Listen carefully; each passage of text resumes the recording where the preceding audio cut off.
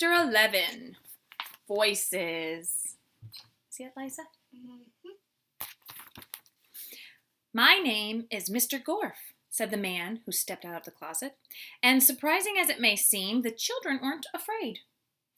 It wasn't his voice. His voice was full of comfort and wisdom, like an old leather chair in a dusty library.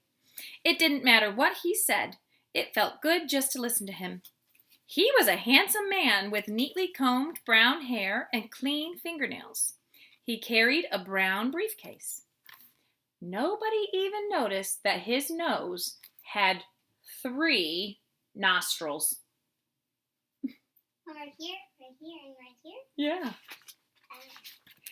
Since I am going to be your teacher for the next few months, let me tell you a bit about myself. I was born in the Himalayan mountains in a town called Kathmandu. Kathmandu, said Terence. Cool. Everyone laughed. They weren't laughing at Terence. There was just something about the name of that city and the way Terence said it. Terence's voice was like a rusty drain pipe. Have you ever been married? Asked Allison. Allison's voice was like a cat walking across a piano. No, I'm a bachelor, said Mr. Gorf. Allison smiled, greatly relieved. Well, that's enough about me, said Mr. Gorf. How about some of you telling me about yourselves? My name is Mac, said Mac without raising his hand. Mac's voice was like a freight train. I built the biggest snowman you ever saw. Man, it was huge. I had to stand on a ladder to put the hat on its head.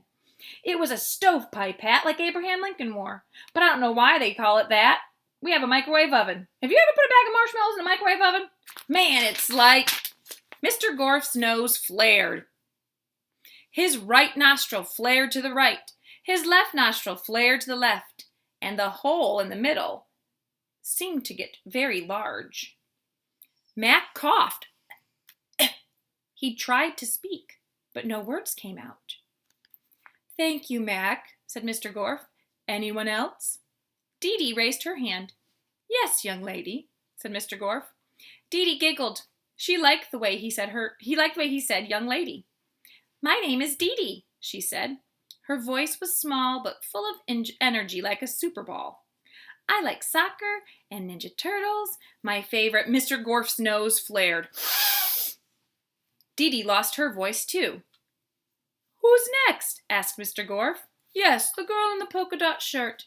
My name's Mauricia, said Mauricia. I have 2 brothers and 1 sister. Mauricia's voice was like a pineapple milkshake. Mr. Gorf sucked it up through his nose. Hey, what's going? Said Todd. Todd became silent.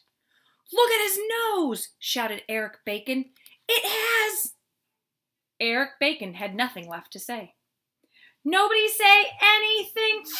Jenny tried to warn. Her voice disappeared right up Mr. Gorf's nose. Soon the class was quiet. Mr. Gorf's middle nostril had snorted up all of their voices, except for Allison. She remained silent. She knew she'd only get 1 chance to speak, and she had to wait for just the right moment. What good little boys and girls you are, said Mr. Gorf. So nice and quiet. Of course this isn't my real voice, he said. I stole this voice from a gentleman I met in Scotland. He touched the tip of his nose. This is my voice, he squawked. If a donkey could talk, and if a donkey had a sore throat, and if it spoke with a French accent, that is what Mr. Gorf's voice sounded like. But what he said next was even more horrible than his voice. Mrs. Gorf was my mummy! The children sat frozen in their chairs, too scared to move. Suddenly there was a knock on the door. Mr. Gorf touched his nose again. Who is it? He asked in the pleasant voice he stole from the Scottish gentleman. Miss Mush, said Miss Mush from the other side of the door. I just came up to say hello and welcome you to Wayside School. That's very nice of you, Miss Mush, said Mr. Gorf, but we're very busy right now. Maybe we can get together for tea and crumpets sometime. Miss Mush giggled. That sounds lovely, she said. By the way, Mr. Gorf, are you married? No, I'm single, said Mr. Gorf. So am I, said Miss Mush. Miss Mush! Shouted Allison. Help! Mr. Gorf is taking out... Mr. Gorf's nose flared. Did you say something, Allison? Asked Miss Mush. Mr. Gorf touched his nose.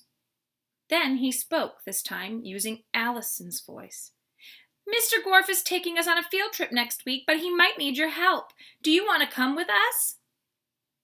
Maybe, said Miss Mush. Thank you, Allison. Oh, don't thank me, said Allison's voice. Thank Mr. Gorf. He's the best teacher in the whole world. I'm glad, said Miss Mush. He sounds very charming. And so do you, said Mr. Gorf, speaking like the gentleman from Scotland. He touched his nose. See you later, Miss Mush, said the voice of Eric Ovens. Take care, said Calvin's voice. Have a nice day, said Kathy's voice. Oh my goodness, Mr. Gorf took all of their voices. Stay tuned for next time.